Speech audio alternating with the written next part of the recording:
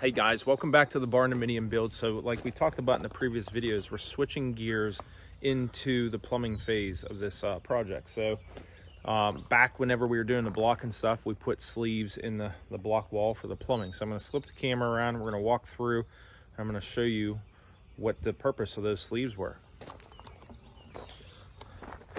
So you can see that's the sleeve down there. Got a little bit of backfill from the construction process, but it comes down through this block wall here, and then I started digging this trench up through the center of the house. So luckily I put big garages in here. I'm still able to get the track skid steer in here, and I'm using this TEALMAAL SV08 to dig the trench. We're pushing the gravel aside, and then any dirt we're hauling it out because we'll put 100% backfill gravel back in the ditch. But some of the things, whenever you're doing this, you have to do a layout of the garage area. So what I had to do is pull centers of this whole area, and you can see right here, X marks a spot. Drop the plumb ball down for a benchmark, and that's where a floor drain is going to be. So whenever I dig through this area, I'll lay a Y in there, and then right whenever I'm going to swing the trap to glue it, we'll drop a plumb ball so it looks symmetrical into these center of this garage area here. So as it continues to go through this sleeve, we may actually have to lower this sleeve. Whenever I put it in, I kind of winged it.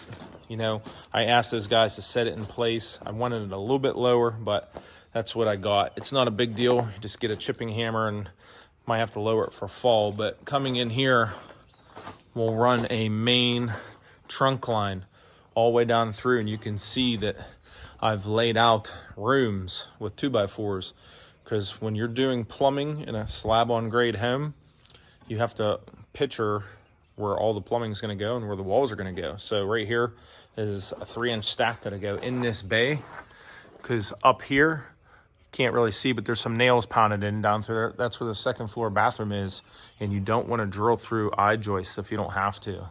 Code is you can't go anywhere near that bottom plate, so you have to stay center of them so you don't weaken the integral strength of it. But we'll come through here, and there's going to be like a powder room here. So just do a quick little layout, potential utility room, floor drain in there, and then master bathroom back there. Coming down through, there's going to be a island kitchen sink. So that little orange dot there is going to be a plumbing stack coming up to catch the drain for that. So this is some of the stuff we got going on. It's a very stressful part of the process, because you have to make sure everything fits in these walls. This is all going to be bearing walls once the concrete floor gets poured, and that's why these posts are in, because these will be walls running through there once we're done. So that's what we got going on here now.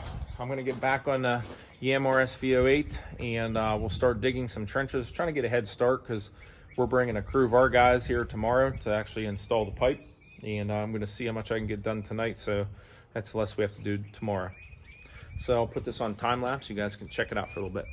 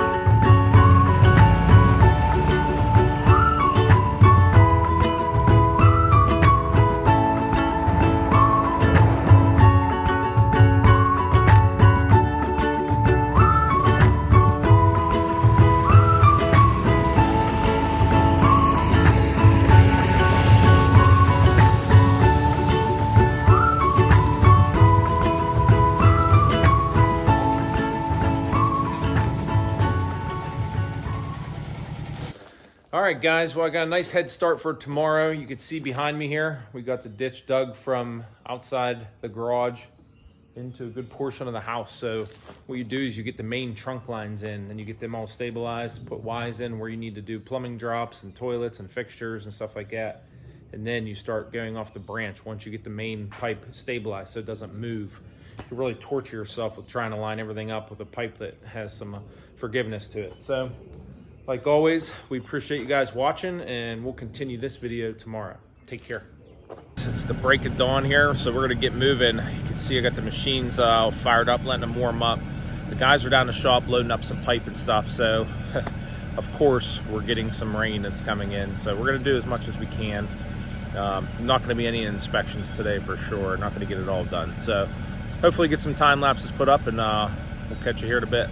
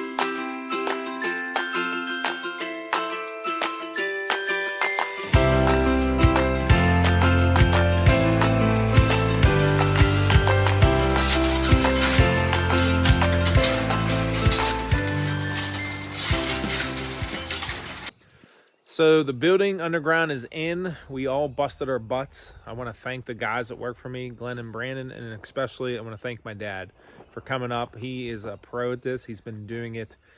He's going to be 72 years old this year, and he still works every day. So he's been plumbing houses and commercial buildings for way longer than I've been around. So appreciate those guys coming up, but we're going to turn this around and check out what we got going on here. So I have to cap this, and part of our inspection requirements in this county, Allegheny County, is we have to water test all this.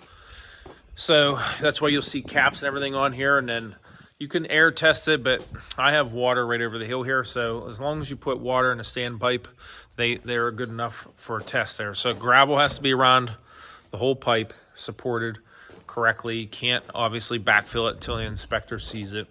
I work with these guys constantly, so they know that we do our work right. I don't have any concerns of nothing passing, but regardless, there's no favoritism. Even though this is my house, I still expect them to come out and look at it and sign off on it. So this is the powder room area, first floor powder room. Laundry, well, that would be like a pantry area, and master bathroom, shower, tub. So this is one of the disadvantages of having a slab on grade home, is all this plumbing has to be in before you pour the concrete. So you can see there's no walls here.